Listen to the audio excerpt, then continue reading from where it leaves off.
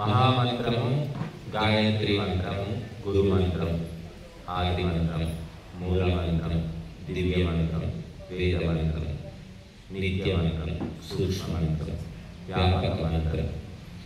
ఆ మంత్రం కూడా రాని వాళ్ళు చాలామంది ఉన్నారు. ఇక్కడ కొంతమంది వస్తూ కొంతమంది నేర్చుకుంటున్నారు. కనుక కేవలం ఒకే ఒక మంత్రం నేర్చుకున్నా మన జీవితాలు బాగుపడతాయి. ఎన్నో వందలు వేలు చదువుకోవాల్సిన పని లేదు. కాబట్టి గాయత్రి మంత్రము ప్రతి ఒక్కరూ నేర్చుకోనండి, జపించండి, స్మరించండి. తద్వారా మీకు శాంతి, గృహశాంతి, మనశ్శాంతి అనేది దొరుకుతుంది. ఇప్పుడు ఈరోజు గురు పౌర్ణమి అంటారు, ఆషాఢ పౌర్ణమి, వ్యాస పౌర్ణమి అని కూడా అంటారు. ఈరోజు సాంప్రదాయికంగా గురువులను సన్మానించడం, సత్కరించడం జరుగుతూ ఉంటుంది. కొంతమంది చనిపోయినటువంటి గురువులను కూడా తలుచుకుని సన్మానిస్తూ ఉంటారు. ఇక బ్రతికున్న గురువులను కూడా ప్రత్యేకంగా వచ్చి చూసి కలిసి వారి ఉపదేశాలు వింటారు. ఈ గురు పౌర్ణిమ అనేది ఒక పండుగలాగా చేస్తూ ఉంటారు.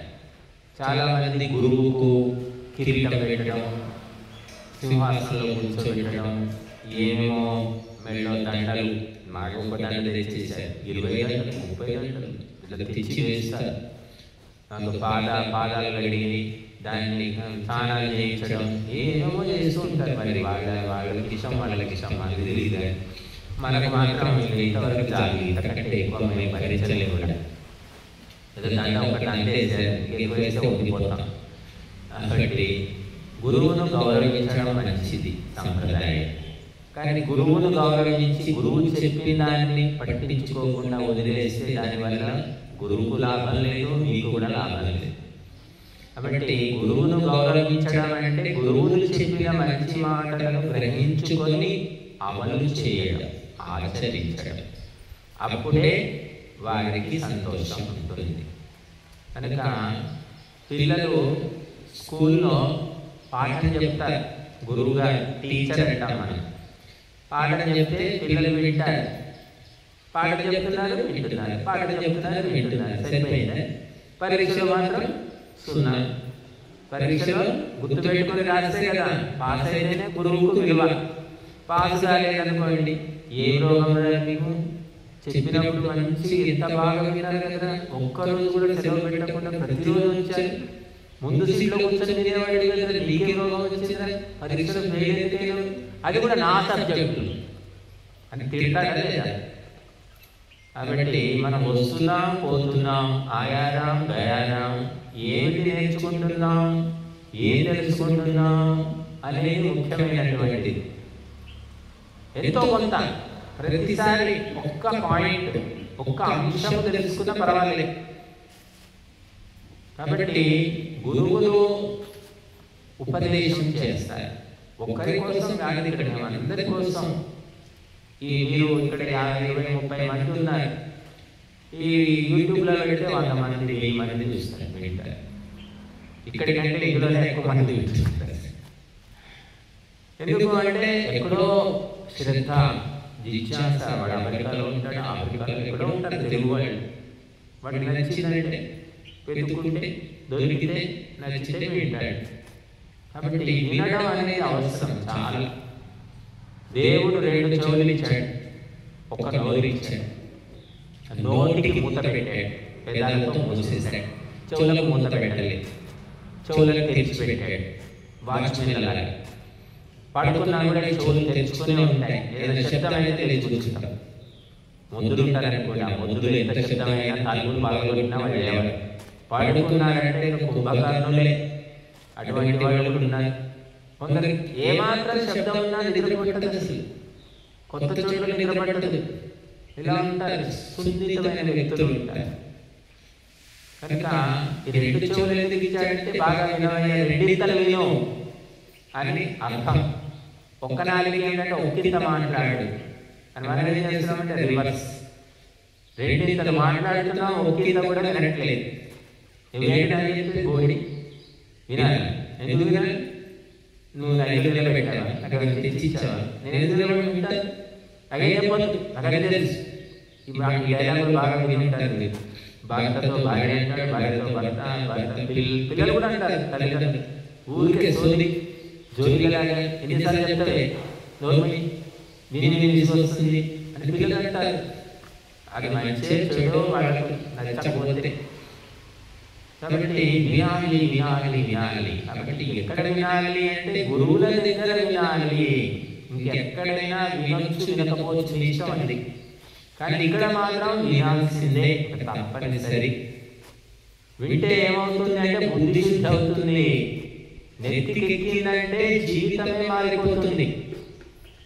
ఎందుకంటే ఇక్కడ ఇవి ఎవరు మా చుట్టం కాదు, పక్కం కాదు, ఇరుగు కాదు, పొరుగు కాదు, తెలిసిన వాళ్ళు కాదు, ఎవరైనా మాకేం తెలియదు.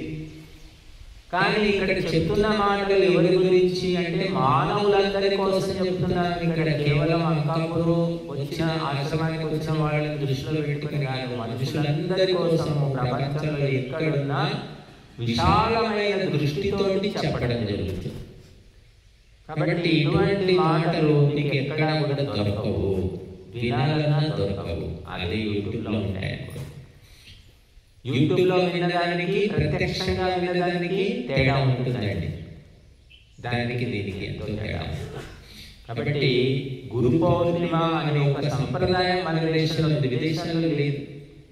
విదేశాల్లో గురువు లేడు, ఎవడు లేడు, ఎవరికి భార్య ఎవరానికి తీరే, భర్త లేడు, భార్య లేదు, పిల్లలు లేదు, సంసారం లేదు, ఏం లేదు. అక్కడ ఎంజాయ్, తిరుగు, తిను, తాగు, తంత్రాలు, ఉన్నన్ని రోజులు అనుభవించు, మళ్ళీ పెళ్లి చేసుకో, మళ్ళీ చేసుకో, ఇంకా పరిసరాలు చేసుకో.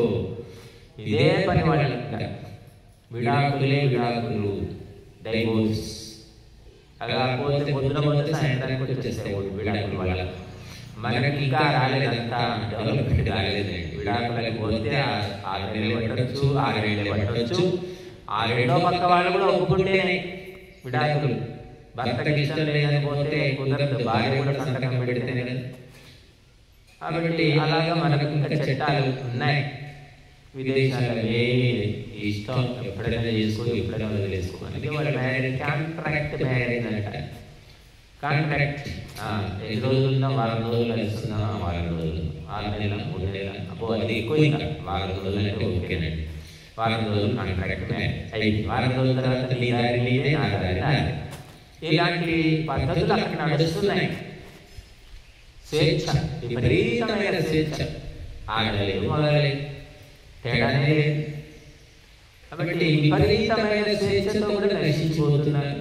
విపరీతమైన కట్టుబాట్లతో కూడా మనిషి నశించిపోతున్నాడు. ఏది విపరీతం ఉండకూడదు, ఏది ఎంత ఉండాలో అంత ఉంటేనే బాగుంటుంది. ఇప్పుడు సత్సంగం లేకపోవడం వల్ల కుటుంబాల లోపల అశాంతి పెరిగిపోయి గురువే ఎక్కడున్నారు గురువులు? పూజ చేస్తారు, సత్యనారాయణ చేసుకుంటారు, లేకపోతే గృహప్రవేశం ఏదో వస్తాడు, ఎవరో పురోహితుడు వస్తాడు, ఆగ్రహ వస్తాడు, హంగామా చేస్తాడు, ఆ 15 గంటలు ముగించుకుంటాడు, పోతాడు. అయితే చెల్లు చెల్లు ఇంకా ఎక్కడ ఉంటాడో తెలియదు, ఆయన వచ్చి మనకి చెప్పేది లేదు, మనం వినేది లేదు. పని అయిందా లేదా అంతే. అటువంటి పరిస్థితి ఈనాడు నడుస్తున్నది. ఏదో ఇస్తాడు, తుపకాయ చేసుకుంటాడు, పోతాడు. అదేంటో మనకు తెలియదు. ఆ రకంగా ఉపదేశం లేదు, సందేశం లేదు, సత్సంగం లేదు. బుర్రలన్నీ బుద్ధిపట్టిపోయాయి, తుప్పుబట్టిపోయాయి. కుటుంబంలో శాంతి లేదు. ఒకప్పుడు బయట అశాంతి ఉండేది, బయటికి పోతే తలనొప్పి వచ్చేది, ఇంట్లో వస్తే కాస్త ప్రశాంతం అనిపించింది. ఇప్పుడు ఇంట్లోనే అశాంతి, బయటనే శాంతి అని అడిగి, బయట తిరిగితేనే శాంతి కాస్త. ఇంట్లో వచ్చామంటే అన్ని సమస్యలు చుట్టుముడతాయి. మానసిక సమస్యలు, రకరకాల సమస్యలు. ఎవరు ఒకరికి కట్టుబాట్లు లేవు, వినరు. నాకు చెప్పే ఎక్కువ మాట్లాడకేమో, నోరు మూసుకో అంటాడు భర్త. భార్య అట్లా అనకపోయినా బాగుంటుంది అన్నాడు, బాగుంటుంది, ఇవన్నీ చేసుకొని నా పని చేసుకుంటాను భార్య. పిల్లలు కూడా ఇవన్నీ చూసి వీళ్ళిద్దరు సరిగ్గా లేవు, మనం కూడా మన దారి మనం చూసుకోవాల్సిందే, వాళ్ళు వీళ్ళ మాట వినాలి. ఈ రకంగా కుటుంబంలో శాంతి లేదు. శాంతి నివాసం అనేవాడు. ఇల్లు అంటే శాంతి నివాసం, ఇల్లు అంటే దేవత, భర్త అంటే ప్రత్యక్ష దైవం. ఇవన్నీ గతంలో చెప్పేవాళ్ళు అలాగే ఉండేవాళ్ళు కూడా. కానీ ఇప్పుడే చెప్పేవాడు లేడు, ఉండేవాడు లేడు. ఒక్కరుంటే సరిపోతుందా? భార్య దేవత, పతివ్రత, ఉత్తమరాలు అయిపోతే అందరూ ఆమె కాల్చుకొని తింటారు. ఇప్పుడు పరిస్థితి ఏంటంటే ఒక్కరు బాగుంటే వాళ్ళు బతకనివ్వరు. సరే మాకెట్లాగూ చాత కాదు, మేము ఎట్లాగూ బ్రష్ పట్టాం, సరే ఈమె మంచిది లేదా ఆయన మంచివాడు అని వాళ్ళని బతకరిస్తున్నారు. లేదు, రకరకాలుగా పీడిస్తున్నారు.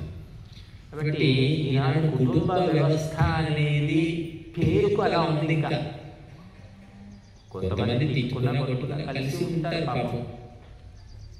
ఈ కొత్తగా చదువులు చదివి ఉద్యోగాలు వచ్చినటువంటి పురుషులు కానీ స్త్రీలు కానీ తట్టుకోలేకపోతున్నారు. ఓపిక లేదు వాళ్ళు. నెలకు 70,000 వస్తున్నాయి, నువ్వేంటి అనేది నీ మొహం. మా అమ్మనే ఒక మాట అనలేదని నువ్వు అనడానికి చలో సుట్కేసి సర్దుకోవడం పోవడం ఇలాగ జరుగుతుంది. ఒకప్పుడు మహిళలకు చదువు లేదు, సంస్కారం లేదు. ఇప్పుడు చదువు లేదు, సంస్కారం లేదు. ముగ్గేయడం కూడా రాదు, వంట చేయడం అసలే రాదు, అన్నం వండడం రాదు. అలాగే పెంచుతున్నారు మహిళల్ని. ఆ తల్లిలో పెంచుతున్నారు. నేను బయట కష్టం, నా బిడ్డ పడద్దు, నా బిడ్డ మహారాజులా ఉండాలి అని నెత్తి మీద పెట్టుకుంటే నెత్తి మీద తల్లి అవుతుంది.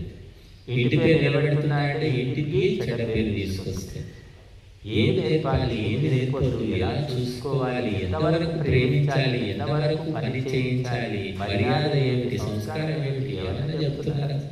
కోరుట్ల వచ్చారు. కోరుట్ల పేరు ఇప్పుడు ప్రసిద్ధమైంది. పేపర్లు అంతా చూస్తారు, టీవీలో కూడా చూపించారు.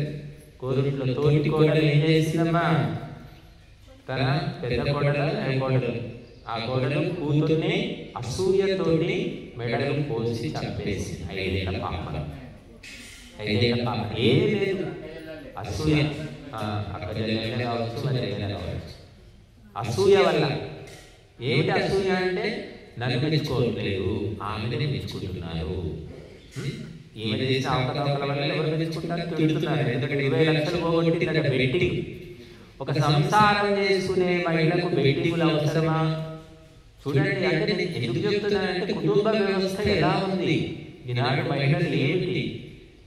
ఒకప్పుడు మహిళలు ఒక 10 రూపాయలు 5 రూపాయలు దొరికితే అదృష్టం అని దాచిపెట్టుకునేవాడు. ఇప్పుడు లక్షల రూపాయలు నాశనం. వాళ్ళిద్దరు పాపం, ఆ ఇద్దరు తోటి కోడళ్ళ భర్తలు మళ్ళీ మామ ముగ్గురు కూడా విదేశాల్లో ఉండి సంపాదించి పంపుతున్నారు. ముగ్గురు మగవాళ్ళు ఇక్కడ లేరు. తోటి కోడళ్ళు ఇద్దరు, అత్త, ఆమెకి 2 పిల్లలు, ఈమెకి 2 పిల్లలు. మరి తోటి కోడలు కూతుర్ని మెడలు వేసి చంపడం ఏమిటి అన్యాయం? మళ్ళీ ఏం తెలియదంటే అందరితో పాటు కూర్చొని ఏడ్చింది. అంటే కుటుంబ వ్యవస్థ ఎలా ఉందో చెప్తున్నాను. ఎవడో వచ్చి హత్య చేయట్లేదు. ఇప్పుడు కొడుకే విలన్ అవుతాడా, భర్తనే విలన్ అవుతాడా, తోటి కోడలే విలన్ అవుతుందా, మరిదే విలన్ అవుతాడా? మా ఎంతో మంది, ఎన్నో కుటుంబాలు మాకు తెలుసు. ఏ కుటుంబంలో చూసినా ఎవరో ఒకటి విలన్ వెళ్తున్నాడు. వాడు ఎన్ని రోజులు మంచివాడని వీళ్ళు అనుకుంటారు పాపం. వాడు ఎప్పుడు నిజం మంది చూపిస్తాడని తెలియదు. ఇప్పుడు ఆ అమ్మాయి పోయింది, జైల్లో పడింది. ఆమె భర్త, తమ్ముడు, అన్న ఏమవుతాడు? వాడు ఏమో పెట్టుకుంటాడు. వాళ్ళకి ఆ పిల్లలు, ఆమెకి 2 పిల్లలు, హంతపురాలకి. ఆ పిల్లలకి వాళ్ళని ఏ రకంగా చూస్తుంది సమాజము? వాళ్ళని ఎవరైనా దగ్గరికి అందిస్తారా? హంతపురాలి పిల్లలు అనే పేరు వస్తుందా లేదా? వాళ్ళ జీవితం నాశనం, వీరి జీవితం నాశనం, ఆ మూడి జీవితం నాశనం. ఈ కుటుంబమే ఇటువంటిది అని చెప్పేసి ఒక పేరు వస్తుంది కదా. అన్న అన్న తోటి కోడలు, వాళ్ళ కూడా పేరు వస్తుంది. కాబట్టి కుటుంబం ఎందుకు ఇలా అవుతుంది? బెట్టింగులు ఏంటి, ఇంకా కిట్టి పార్టీలు అంట, ఇవన్నీ ఏంటి? డ్యాన్సులు. సంసారం చేసుకునే ఆడవాళ్ళు సాని వాళ్ళకంటే అధ్వానంగా ఎగురుతున్నారు. పెళ్లిళ్ళు ఎగురుతున్నారు, పేరెంటాలు ఎగురుతున్నారు. అవసరమైనంత భోగం వాళ్ళని ఉండేవాళ్ళు ఒకప్పుడు. ఆ భోగం వాళ్ళకంటే అధ్వానం ఏంటి? పెళ్లి పీటల మీద అమ్మాయి ఇద్దరు తెలుస్తున్నారు. అదంతా చాలా గొప్ప కార్యక్రమం, గొప్ప సంస్కృతి. ఆహా ఓహో అని మురిసిపోతున్నారు. తర్వాత కాపురం చేసే లక్షణాలు ఉన్నాయి అమ్మాయికి, వంట వస్తుందా, భర్తతో ఎలా ఉండాలో తెలుసా, అత్తను ఎలా గౌరవించాలో తెలుసా, ఆడబిడ్డ వస్తే ఎలా చూసుకోవాలి ఏమైనా తెలుసా? అవేం అవసరం లేదు, డ్యాన్సులు వస్తే చాలు, పాటలు పాడితే చాలు, మేకప్ చేసుకుంటే చాలు, మంచి మంచి బట్టలు వేసుకొని సింగారించుకుంటే చాలా అనుకుంటున్నారు. అందుకని ముందు ముందు సంసారాలు ఉండవు, కుటుంబాలు ఉండవు, కాపురాలు ఉండవు, భార్య భర్తలు కూడా ఎవరు ఉండదమ్మా. ఇదే రకంగా నడుచుకుంటే మనం ఏ విత్తనాలు వేసామో అవే చెట్టు మొలుస్తాయి. ఎవరో కొంతమంది ఉన్నారు సంస్కారవంతులు, పిల్లలకు మర్యాద మన్నన పద్ధతి నేర్పిస్తున్నారు. వాళ్ళు ఇవే స్కూల్లో మాత్రం చెప్పారండి, లక్షలు పోయండి ఏ స్కూల్లో కూడా నేర్పించారు. వాళ్ళకి ఏం అవసరం? తల్లి తండ్రి బుద్ధిమంతులైతే మొత్తం ఎవ్వరూ ఆ పిల్లల్ని చెడగొట్టలేదు, చాలా మట్టుకు. కానీ దాన్ని కూడా కొన్ని చోట్ల మరి వ్యతిరేకత ఉంది. తల్లిదండ్రులు ఎంత మంచి అలవాటు లేదునా వాళ్ళు స్కూల్కి పోయి కాలేజీ పోయి చెడిపోయిన వాళ్ళు కూడా ఉన్నారు, లేదని కాదు. కాబట్టి తల్లిదండ్రులకు మంచి రాదు. మేము చెప్పాము కదా, నీ అంతట నువ్వు చెడిపోయావు, మేము నేర్పించలేదు కాదు కదా, వాళ్ళని తింటారు. కనుక తల్లిదండ్రులు పద్ధతి లేకుండా గాలి వదిలేసి డ్యాన్సులు చేస్తుంటే ముగిసిపోతే డ్యాన్సులతో ఏమొస్తుందమ్మా? రోడ్ల మీద డ్యాన్సులు చేసి అడుక్కుంటారా? ఏది అవసరం ఏది ప్రధానం అనేది తెలుసుకోవడం లేదు. ఇంటి ఇలాంటికి ఏమి ఎటువంటి ఓపిక ఉండాలి, ఎటువంటి సహనం ఉండాలి, ఎటువంటి ప్రేమ ఉండాలి, అది లేదు. ఇది ఒక ఉదాహరణ చెప్పాను, పేపర్ తిరిగేస్తే పోలేటువంటిది. కాబట్టి తల్లి తండ్రి సంస్కారం ఎక్కడ వస్తుందంటే గురువుల దగ్గర నుంచి వస్తుందమ్మా. తల్లి యొక్క గొప్పతనము తల్లి చెబితే తెలియదు, తండ్రి గొప్పతనం తండ్రి చెబితే తెలియదు. తండ్రి గురించి తల్లి కానీ తల్లి గురించి తండ్రి చెప్పినా కూడా పిల్లలకు తెలియదు, గురువులు చెప్తే వాళ్ళు వింటారు. అందుకే చూడండి, కౌసల్య దశరథుడు, మరి వాళ్ళకు గురువు విశ్వామిత్రుడు. ఆ విశ్వామిత్రుడు రాముడిని లక్ష్మణుడిని తీర్చిదిద్దాడు. అందుకే విశ్వామిత్రుడు వశిష్ఠుడు అని చెప్పుకుంటాము. శివాజీ గొప్ప సామ్రాజ్యం స్థాపించాడు. ఆయన తల్లి కూడా దేవత మామూలు కాదు, చదువు లేదు. చాలా మంది అంటే చదువులు అంటున్నారు, పిచ్చి పట్టినట్టు చదువులు చదువుతున్నారు. చదువు చదివితే ఉన్న తెలుగు కూడా పోతుంది. ఆయన ఏ చదువు లేదు. చాలా మంది మహిళలకు ఇప్పటికీ చదువు లేని వాళ్ళు ఉన్నారు. నేను చూసాను, చాలా పద్ధతిగా సంస్కారంగా మర్యాద ఉన్న వాళ్ళంతా. ఈ చదువుకున్న మహిళలకు అంటే సంస్కారం ఏర్పడలేదు కాబట్టి చాలా విచ్చలవిడిగా తయారైపోతున్నారు. ఆ డ్రెస్సింగ్ చూస్తేనే మనకు వాటికి వస్తుంది. ఏ బట్టలు, ఎలాంటి బట్టలు వేసుకుని తిరుగుతున్నారు మహిళలు? సగం బట్టలు వేసుకున్న పుణ్యాత్రాలు అనొచ్చు, సగానికి సగం వేసుకునే వాళ్ళు కూడా ఉన్నారు. ఈ ఊళ్ళోనే చూసాం మేము, ఎక్కడ కాదు. అక్కడ గడ్డరాజరెడ్డి ఇంట్లో అద్దెకున్నప్పుడు పొద్దున్నే ఒకసారి నిలబడి చూస్తుంటే ఒక అమ్మాయి చిన్న వయసే 18 కుక్కను పట్టుకొని ఏదో కట్టులాగా వేసుకుని పోతుంది రోడ్డు మీద, అంకప్పుడు రోడ్డు మీద. బట్ ఎందుకు ఇలా జరుగుతుందంటే తల్లిదండ్రులకి పట్టింపు లేదు. ఎంత బట్టలు తక్కువ వేసుకుంటే అంత కల్చర్ ఉన్నాడు, అంత నాగరికత. నా కూతురు ఎంత గొప్పదయ్యిందో అని మురిసిపోతున్నారు. కాబట్టి ఇవన్నీ ఎవరు చెప్తారో, ఎవరికి అవసరమో మనం చూస్తాం. చూసి మనం చెప్తే బాగుంటుంది. పక్కింటి ఆవిడ ఎదురింటి ఆవిడ చెప్తే నీకెందుకు రోజు ఇవ్వవే చెప్పడానికి ఈ పరిస్థితి. కాబట్టి సత్సంగంలో గురువుల దగ్గరికి వెళ్ళినప్పుడు వాళ్ళు చెప్పే విషయాల ద్వారా ఎవరికి వాళ్ళు తెలుసుకుంటారు. ఎవరో చెప్పాల్సిన పని లేదు. జీవితం అంటే ఏమిటి, మానవ జన్మ అంటే ఏమిటి, ఎందుకు పుట్టాము, ఏమిటి నాటకము, ఈ జగన్నాటకం ఎందుకు జరుగుతుంది, ఈ ఆడ జన్మ ఏంటి, మగ జన్మ ఏంటి, పిల్లలు కనడం ఏంటి, సంసారం ఈ కంపెనీ ఏంటి, దీనికి ఏమైనా ఆది అంతం ఉందా, మోక్షం ఉందా, ఇలాంటి ఆలోచనలు ఎప్పుడైనా వస్తాయేమో మహిళలు.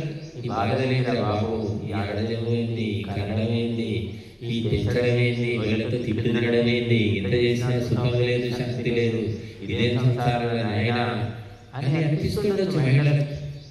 అనిపించిన ఎలా బాగుంది, ఎక్కడికైనా పోతామన్నా ఏం కుదరదు. పుట్టింటికి పోయినా 400 ఫోన్లు వస్తూనే ఉంటాయి. ఫోన్లు వచ్చాక అదొకటి, ఎక్కడున్నా తొందరగా నడు ఇల్లు అంటుకుపోతుంది, ఇల్లు చేసేవాళ్ళు చూసేవాళ్ళు. కాబట్టి ఒక పద్ధతిగా ఉండే వాళ్ళకి కష్టాలు వస్తున్నాయి బాగా. పద్ధతి తప్పి గాలి బతికే వాళ్ళకి ఏమీ లేదండి, హాయిగా ఉన్నారు వాళ్ళు.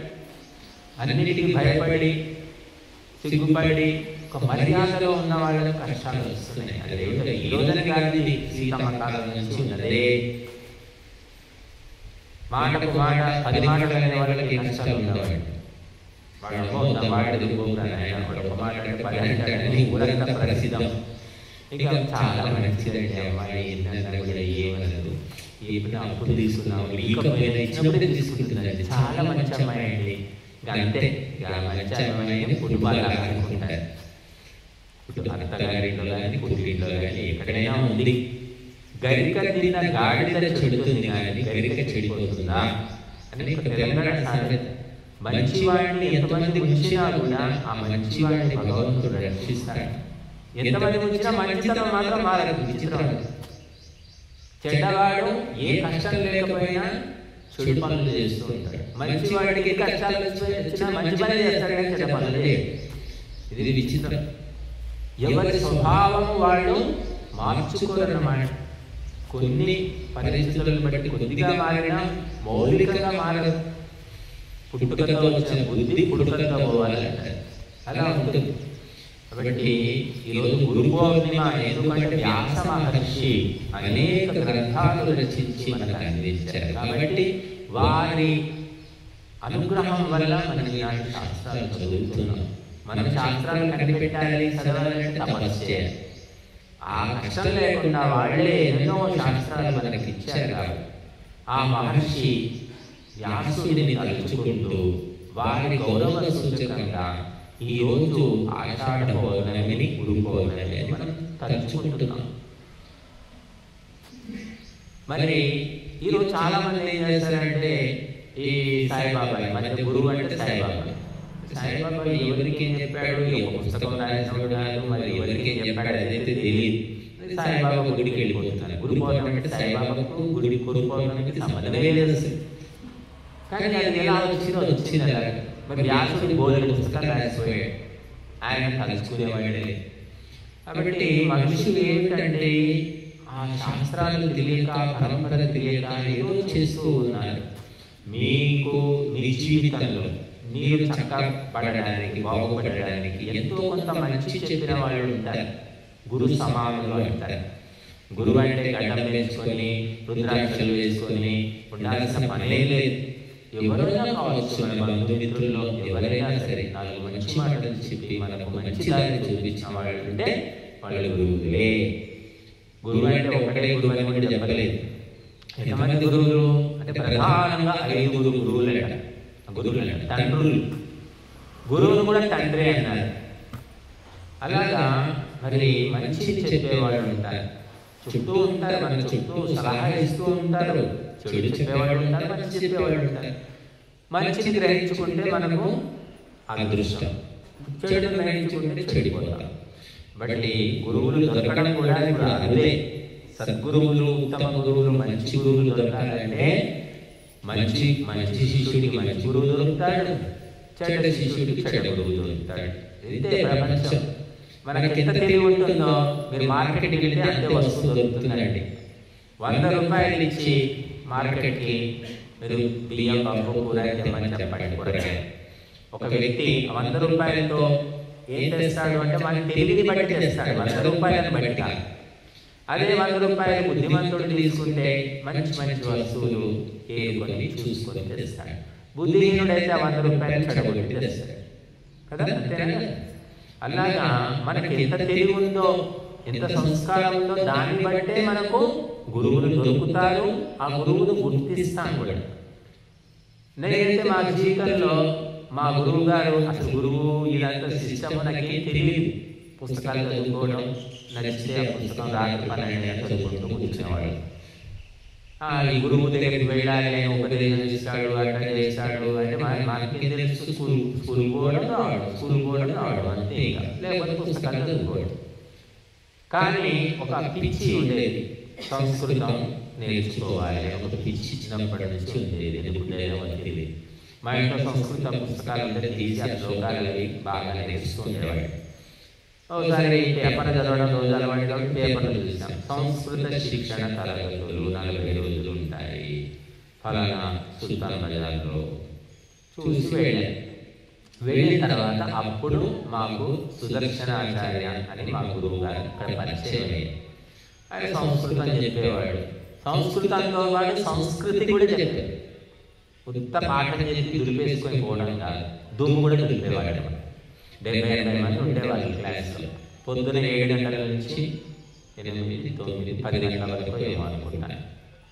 3 గంటలు పొద్దున, 3 గంటలు సాయంత్రం 3 గంటలు, 5 నుంచి 8 అనుకుంటాను. సాయంత్రం 3 గంటలు 2.5 గంటలు ఉండేది పొద్దున సాయంత్రం.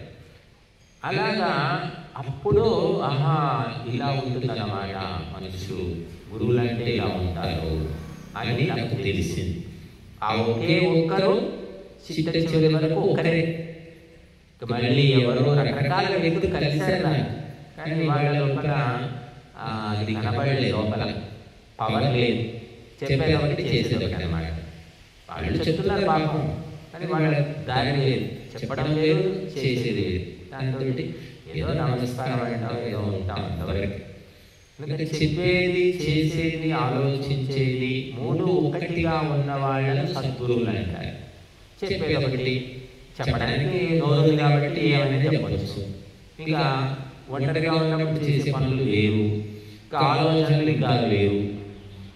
వాళ్ళు కార్పొరేట్ గురువులు ఇప్పుడు కోట్లు కోట్లు కోట్లు జమ చేసుకుంటున్నారు.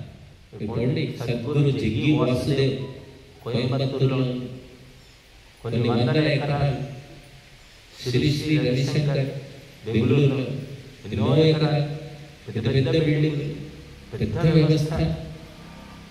వ్యవస్థనో అది అవస్థనో పోతే తెలుస్తుంది. కాబట్టి ఇవన్నీ పెట్టుకొని చాలా మంది ఉన్నారు ఈనాడు. కార్పొరేట్ గురువులు అంటారు వాళ్ళు, పై స్థాయి అన్నమాట. మేము మామూలు గురువులు. ఈ బిల్డింగ్లు కట్టుకోవడము, వాటిని వందల ఎకరాలు మెయింటైన్ చేయడం మాతోటి కాదు కూడా. ఎవరైనా ఇస్తామన్నా వద్దనైనా తీసుకోపోతాం. ఎందుకంటే ఎంత పెద్ద కుంపటి తలనొప్పి. కంపెనీ కూడా పోయి ఫ్యాక్టరీ అవుతుంది. నలుగురు కూడిన చోట నరలోకం ఎముడుండు అన్నారు ఒక పాటలు. ఎంతమంది ఎక్కువైతారో అక్కడ రాగద్వేషాలు పెరిగిపోతాయి, స్వార్థం పెరిగిపోతుంది, లోభం పెరిగిపోతుంది. ఇక్కడ ఏం లేదండి, ఈ బిల్డింగ్ తప్ప ఫండింగ్ ఏమీ లేదు, ఒక పైసలు కొట్లాడుకోవడానికి ఏమీ లేదు. మరి దేవుడు అన్నగా పెట్టాడో మనకు తెలియదు. ఉంటే గొడవలు. ఎక్కడెక్కడైతే ఫండ్ ఉందో, ఎక్కడెక్కడ ఆస్తులు ఉన్నాయో అక్కడంతా గొడవలే, కీచులాటలు, కోర్టు చుట్టూ తిరగడం, వాళ్ళ కలహాలు. చూడండి నష్టమని ఎన్నో చూసాం మేము. ఇవన్నీ కళ్ళ పిల్లలే ఉన్న 10 మంది వస్తారు, వింటారు, పోతారు. చాలా బుద్ధిమంతులు, భక్తి కలిగిన కూడు పట్టడైనది చాలా. బుద్ధిమంతులు 10 మంది చాలు. గుంపులు వచ్చి చేసి ఒరగబెట్టేది. బట్టి గురువులు ఒకప్పుడు చాలా సాదా సీదాగా నిరాడంబరంగా ఉండేవాళ్ళు. ఎన్ని చెత్తలు, బట్టలు, మేకప్లు, గురువులకు కూడా మేకప్లు అసలు. పుట్టినరోజు, ఉంగరాలు, బొంగరాలు, కిరీటాలు, అన్నీ ఎంత పెద్ద తలనొప్పి అనిపిస్తుంది మాకైతే. అదే నచ్చుతుంది జనాలు. అక్కడ 7 లక్షల మంది జనం ఉంటారు. కాబట్టి సద్గురువు దొరకడం మన అదృష్టం. 10 మంది గురువులు ఉంటే మంచిదే, 10 మంది మంచి వాళ్ళు దొరికితే మంచిదే. ఎవరు లేకపోతే ఒకటే గురువు. ఆ గురువు కూడా సరిగ్గా లేకపోతే ఆ దేవుడే గురువు అని చెప్పారు. సద్గురువేశామపి గురువు కాలేన నవచ్చేదా. ఆ భగవంతుడే గురువులందరికీ గురువు అన్నారు. సరే, ఏ గురువు అయినా మంచి గురువు దొరికినా ఆ గురువుతో ఇవ్వనాలన్నట్లయితే ఉండలేము. కాబట్టి ఇంటికి వెళ్ళిన తర్వాత మనకి ఎవరు గురువు అంటే గురు మంత్రము గాయత్రి అని చెప్పారు. గాయత్రి మంత్రమే గురువు, అంతకు మించి లేదని చెప్పారు. ఒక గురువుకు కూడా గురువు ఏమిటి అంటే గాయత్రి మంత్రం. అటువంటి మంత్రాన్ని మనం జపించుకుంటూ శ్రద్ధాసక్తులతో జపించుకుంటే తప్పకుండా అనేక సంకటాలు దూరమైపోతాయి. కాబట్టి ఎక్కడ మరి గురువు ఎక్కడో ఉంటాడు, ఆశ్రమంలో ఉంటాడు. మరి ఎప్పుడైనా వచ్చారు అమ్మగారు జగిత్యాల నుంచి వచ్చారు, కోవిడ్ నుంచి ఇక్కడే ఉంటారు, వాళ్ళు సంసారాలు లేవు, పిల్లలు లేదు, వచ్చారు వెళ్ళిపోతారు. కనుక మనము ఇంట్లో వ్యక్తిగతంగా గాయత్రి జపం చేసుకోవడం ఉత్తమము. అన్ని మంత్రాలకు అది మహామంత్రము, మూల మంత్రం కాబట్టి దాన్ని విశేషంగా మనకు తెలియజేశారు మహర్షులు. కాబట్టి గాయత్రి మంత్రము ఆ రాముడు కూడా నిత్యము సంధ్యోపాసన చేసుకునేవాడని రామాయణం చెప్తుంది. మన దేశంలో గురువులకు కొదవలేదు, ఇప్పటికి కూడా బోలెడు మంది గురువులు ఉన్నారు. కాకపోతే కొన్ని కొన్ని చోట్లలో ఉంటారు, ఒక్కొక్క ప్రాంతంలో తక్కువ మంది ఉంటారు. ఈ గురువుల పేరు మీద నాటకాలు ఆడే గురువులు కూడా చాలా మంది ఉన్నారు. మనం పర్యటిస్తే గమనిస్తే తెలుస్తుంది. ఇప్పుడు చాలా మంది పెళ్లి చేసుకోవాలనుకుంటే పెళ్లి సంబంధాలు తిరుగుతారు. తిరిగినప్పుడు 10 సంబంధాలు అయితే 15 సంబంధాలు 20 సంబంధాలు. అరే ఇంత భయంకరంగా ఉంటుందా పెళ్లి చేసుకోవాలంటే, ఇంత తిరగాల పిచ్చుకలాగా, ఈ సంబంధం ఏంటి, ఆ సంబంధం ఏంటుంది, వాళ్ళే అడుగుతున్నారు, వీళ్ళు అడుగుతున్నారు ఏంటని రకరకాల ఆలోచనలు వస్తాయి. ఇప్పుడైతే ఇక భయంకరం అసలు. పెళ్లి కావాలంటే ఇక ఏదో అదృష్టం రాసి పెట్టి ఉండాలి, అదొక అదృష్టం. పెళ్ళి ఆ అమ్మాయి పోకుండా లేదా అబ్బాయి వదలకుండా కాపురం చేస్తే ఇంకొక అదృష్టం అని చెప్పుకోవచ్చు. అలాగా దిగితే లోతు తెలుస్తుంది. జబ్బు వచ్చిందంటే ఈ జబ్బు తగ్గించుకోవడానికి ఏ డాక్టర్ దగ్గరికి పోవాలి? పోతాం డాక్టర్ దగ్గరికి, తగ్గదు, ఇంకో డాక్టర్ తిరుగుతూనే ఉంటాం. అదృష్టం ఉంటేనేమో మంచి డాక్టర్ మొట్టమొదటి తగులుతాడు, లేకపోతే మాత్రం తిరిగి ఉన్న రోగం పెరిగిన తర్వాత ఏదో అదృష్టం చివరిలో దొరుకుతాడు మంచి డాక్టర్. ఇంకా లాభం కూడా ఏం లేదు, అయిపోయింది మొత్తం.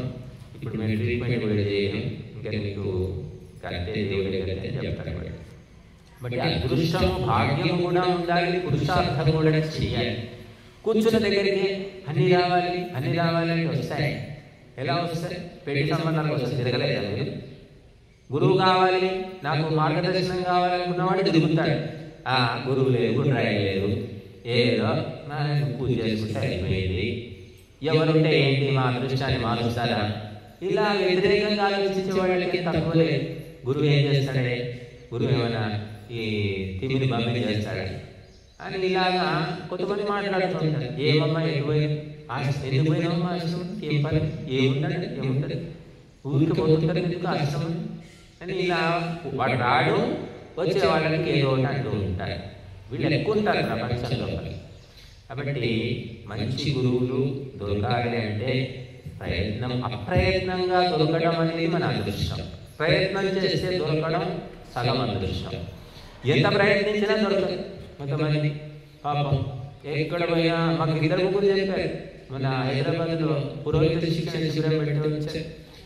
మమ్మల్ని ఒక గురువు గారు మరి చేరదీశారండి, ఆయనే గురువు అని నమ్ముకున్నాము, మమ్మల్ని మొత్తం వాడుకున్నాడు, మా కుటుంబం డబ్బులు అవి అన్నీ తీసేసుకున్నాడండి మమ్మల్ని, కానీ మాకు ఏమైనా చెప్తాడు అంటే ఏమి చెప్పలేదండి అని పాపం బాధపడుతున్నారు. కాబట్టి అలాంటి గురువులు కూడా ఉన్నారంట.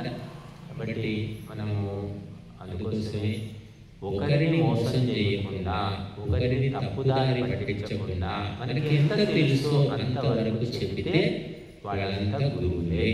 దత్తాత్రేయుడికి 24 మంది గురువులు ఉన్నారని చెప్తుంది శాస్త్రం. ఎవరు 24 మంది గురువులు అంటే చెట్టు గురువు, పుట్ట గురువు, రాయి గురువు, మరి పక్షి గురువు, చేప గురువు, అన్ని గురువులే. నువ్వు నేర్చుకోవాలనుకుంటే ప్రతి ఒక్కటి గురువే. చిపురుగట్ట గురువు కాదా? చిపురుగట్ట ఏం చేస్తుంది? వీళ్ళంతా ఓడిస్తుంది, మూలం పోయి కూర్చుంటుంది. నేను ఊడ్చాను అని డ్యాన్స్ చేస్తుందా? తెలియదు, తన పక్కన కాకుంటుంది. అలాగా అది నేర్చుకోను. చీపురుగట్టలాగా అంతా శుద్ధి చేయి, అందరికీ మంచిది చేయి, కానీ డబ్బా కొట్టుకో. చీపురుగట్ట అలా మూలలు పడి ఉంటుంది. అలా ఆ చీపురు నుంచి అది నేర్చుకోవాలి మనం. చేట నుంచి కూడా నేర్చుకోవచ్చు. చేట కూడా గురువే.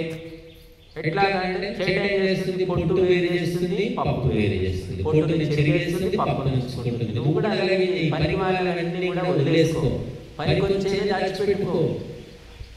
ఊళ్ళో పనికిరాని ముచ్చట్లన్నీ వచ్చి చెవులు చెప్తుంటారు, అవి నెత్తికెక్కించుకోకు, విని వదిలేసే. ఆ చేట చెరిగినట్టు పొట్టును జరిగేసి పప్పును మాత్రమే దాచుకో. ఇలాగా మరి దత్తాత్రేయుడికి 24 మంది గురువులంటే ఇలాంటి గురువులే. గమనించాడు ఆయన, సృష్టిని గమనించి గమనిస్తూ ఉంటే ఒక్కొక్క దాని నుంచి ఒక్కొక్క పాఠం నేర్చుకున్నాడు. అది వచ్చి చెప్పలే, చాట మాట్లాడుతుందా, చీపురు మాట్లాడుతుందా. నీ మనస్సు లోపల నేర్చుకోవాలని తెలుసుకోవాలనే భావన ఉంటే ఆ పాఠము అక్కడి నుంచి నీ మనస్సులో స్ఫురిస్తుంది, తెలిసిపోతుంది. భగవంతుడు అక్కడ తెలియజేస్తాడు, నేర్చుకునేది ఏమి లేదు, తిని పడుకుంటే అయిపోయింది, సంపాదించుకుంటే అయిపోయింది. ఇలాంటి భావన ఉన్న వాడికి గురువులు వచ్చి చెవిలో చెప్పిన వాడికి నెత్తికెక్కరు. కాబట్టి భావన, అన్వేషణ అనేది మనిషిలో ఉండాలి, తపన ఉండాలి. నేను తల్లిని కావాలి, నువ్వు తల్లి కావడానికి వీలేదు, నీకు పిల్లలు పుట్టారు, డాక్టర్లు చెప్పేశారు. లేదు, నేను ఎట్టి పరిస్థితుల్లో తల్లిని కావాల్సిందే, తపస్సు చేస్తాను, వ్రతాలు చేస్తాను, పూజలు చేస్తాను, జపం చేస్తాను. అమరజ్యోతి అనే ఒక ఆవిడ ఉంది హైదరాబాద్, టీచర్ ఆవిడ. మొట్టమొదటిసారి హోమం చేయడానికి వెళ్ళామండి. ఆమె కథ చెబుతూ ఉంది, తల్లి కాదు, ఆమె తల్లికి కావడానికి కుదరదని డాక్టర్లు చెప్పారు. ఎలా కాదో చూస్తాను, ఎలా కాదో చూస్తానని ఆమె తపస్సు చేసింది. ఎన్నో రకాల పూజలు పునస్కారాలు ఆమెకు తెలిసేది చేసి చిట్ట చివరికి 40 వయసులో ఆమె వీడని.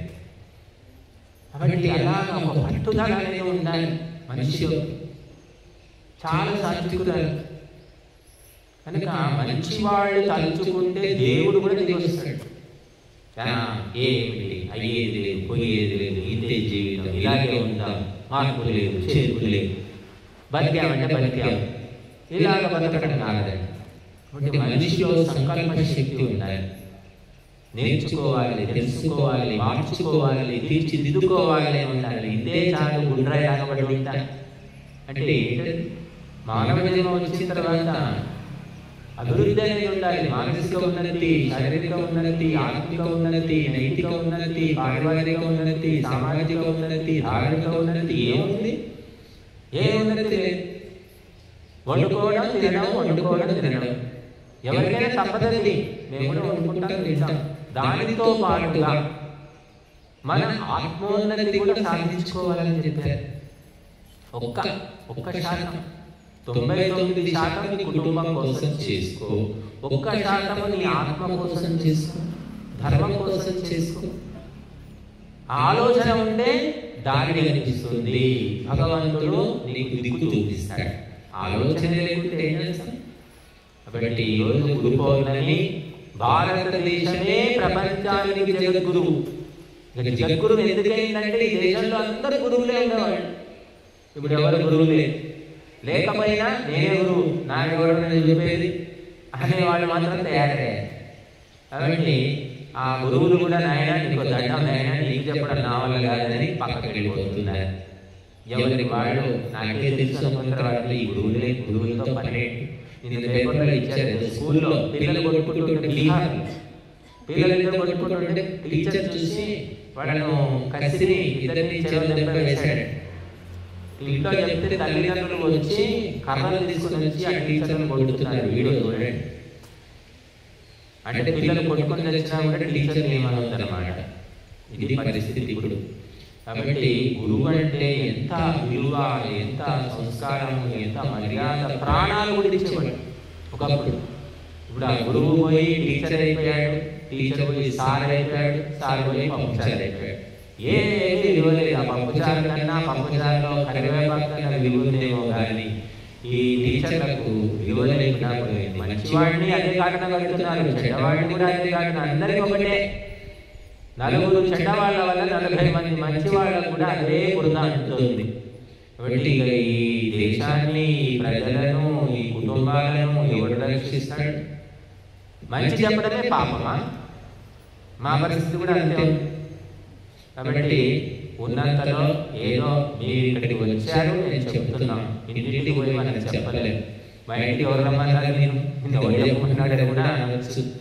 కాబట్టి మా ఇంటికి వచ్చారు కాబట్టి, మా ఆశ్రమానికి వచ్చారు కాబట్టి ఏదో మాకు తెలిసిన 4 మంచి మాటలు చెప్తే గ్రహించుకునే వాళ్ళు గ్రహించుకుంటారు. కాబట్టి ఈరోజు గురు పౌర్ణిమ సందర్భంగా మహర్షి మండలి, సప్త మహర్షులు, వేల కొద్ది యోగులు, తపస్సులు, త్యాగులు ఈ దేశంలో ఉంటారు. లక్షల మంది ఉంటారు. అటువంటి వాళ్ళ పరంపరలో మనం ఇక్కడ చివరికి మిగిలాం. కాబట్టి ఆ గురువులు చెప్పిన మంచి మాటలు గ్రహించుకొని ఆ గురువులు చెప్పిన మార్గంలో నడుచుకుంటే అదే నిజమైన గురుదక్షిణ. మా గురువు గారు వేల మందికి చెప్పారు, 30 ఏళ్ళు చెప్పారు. 30 ఏళ్ళు సంస్కృతం. ప్రతి క్లాస్లో 100 మంది ఉండేవారు. నేను పోయినప్పుడైతే 50 మంది ఉన్నారు లాస్ట్ క్లాస్. అది అంతమందికి 30 ఏళ్ళు చెప్తే 30 మంది కాదు కదా, ముగ్గురు కూడా లేదు. నేను ఒక్కటి మిగిలే. ఎందుకు చెప్తున్నానంటే ఆధ్యాత్మికత అనేది అంత సూక్ష్మంగా ఉంటుంది. చెప్పగా చెప్పగా జల్లడ బట్టి బట్టి బట్టి ఎవరో మిగులుతారు. కాబట్టి ఆధ్యాత్మిక గురువులు దొరకడం కష్టము, ఆధ్యాత్మిక పరిజ్ఞానము రావడం కూడా కష్టమే. మిగతా అన్నీ వచ్చేస్తాయి. లౌకికమైనవి, భౌతికమైనవి, ఆర్థికమైనవి, శారీరకమైనవి అన్నీ అందరికీ తెలిసిపోతాయి. కానీ ఆధ్యాత్మికం అంటే ఆత్మ సంబంధ విషయాలు మాత్రం చెప్పేవాళ్ళు అదే, వినేవాళ్ళు అదే, ఆచరించేవాళ్ళు కూడా చాలా తక్కువైనా ఎక్కువైనా. హైదరాబాద్ మొత్తంలో వజ్రాల దుకాణాలు ఎన్ని ఉంటాయేమో, డైమండ్ షాప్స్, బంగారం దుకాణాలన్నా ఉంటాయి, దొరుకుతాయి. వెండి బంగారం దుకాణాలు ఊళ్ళో దొరుకుతాయి. కానీ వజ్రాల దుకాణం మాత్రం చాలా తక్కువ. ఎన్ని ఉంటాయి మరి, రాజరెడ్డి గారికి తెలిసి ఉండొచ్చు. ఏమండి ఉండొచ్చు అక్కడ. కాబట్టి మనము ఆ వజ్రాల వంటిదన్నమాట సద్గురువుల యొక్క ఉపదేశము. ఆ వజ్రాలు దొరికినప్పుడే ఎదుర్కోవాలి, దాచుకోవాలి. అవి ఒకరికి ఇచ్చినా కూడా వారు తెలుసుకోలేదు. కాబట్టి గురు పౌర్ణమి సందర్భంగా మీ అందరికీ కూడా శుభాకాంక్షలు. మీ అందరూ కూడా సన్మార్గంలో నడిచి ఆత్మోన్నతిని పొందాలని, అందుకు మేమేమైనా ఉపయోగపడితే ధన్యులము అని చెప్పుకుంటున్నాం. ఈరోజు మరి గురు పౌర్ణిమ అని రాజరెడ్డి గారు మనకు ఈ వస్త్రాలు తెచ్చారు, ఈ పండ్లు, అరటి పళ్ళు తెచ్చారు, దక్షిణ కూడా ఇచ్చాడు. ఆయన ఏదో కొండంత దేవుడికి కొండంత పత్రి కాకపోయినా చిన్న ఆయన తోచిన ఒక శ్రద్ధను ప్రకటించారు. ఆ విధంగా ప్రతి ఒక్కరూ కూడా గురువులకు ఇవ్వడమే కాకుండా గురువు దగ్గర నుంచి కూడా తీసుకోవాలి. ఏం తీసుకోవాలి? ఒంటి మీద బట్టలు కాదు, తీసుకోవాల్సిన మంచి మాటలు, మంచి ఉపదేశాలు. గురువు గారండి మీకు ఎందుకండి అన్ని పుస్తకాలు, ఈ టేబుల్ ఎందుకండి, ఆ కుర్చీ తీసుకెళ్ళిపోతామండి, మా ఇంట్లో కుర్చీ లేవండి, కుర్చీ తీసుకెళ్ళి ఇది కాదండి తీసుకోవడం అంటే. గురువు నుంచి సదుపదేశాలు, మంచి సలహాలు తీసుకోండి. చెప్పండి, మీ సమస్యలు ఉంటే చెప్తే మాకు తెలిసినవి నేను చెప్తాం. తిరిగిపోతే అవి తెలియదండి, ఫలానా దగ్గరికి వెళ్ళండి అని చెప్తాం మేము. తెలియకపోయినా తెలిసినట్టు, తెలిసినా తెలవనట్టు మాత్రం మేము నటించలేము. కాబట్టి ఒక పుట్టింటికి ఆడపిల్లకు తల్లిదండ్రులు ఉన్నంత వరకే పుట్టింటికి వెళ్తుంది. తర్వాత పోతే ఇక ఆమె పరిస్థితి ఎందుకు వచ్చావురా దేవుడా అన్నట్టు ఉంటుంది. కాబట్టి వెళ్ళినందుకు ఏదో 10 నిమిషాలు అలా ఉండి వచ్చేస్తుంది. ఎందుకంటే ఇక తల్లిదండ్రులు అంటే ఎలా ఉన్నా కూడా చూసుకుంటారు. అన్నదమ్ములు వాళ్ళ సంగతి ఇంకా తెలిసిందే. అలాగా పుట్టిల్లు లేదు అనుకోకండి, ఇది వేదమాత పుట్టిల్లు. ఇక్కడికి ఎప్పుడైనా రావచ్చు, ఏదైనా అడగవచ్చు, ఏదైనా తెలుసుకోవచ్చు. కాబట్టి మీరందరూ కూడా ఈ సదవకాశాన్ని వినియోగించుకోండి. ఓం శాంతి.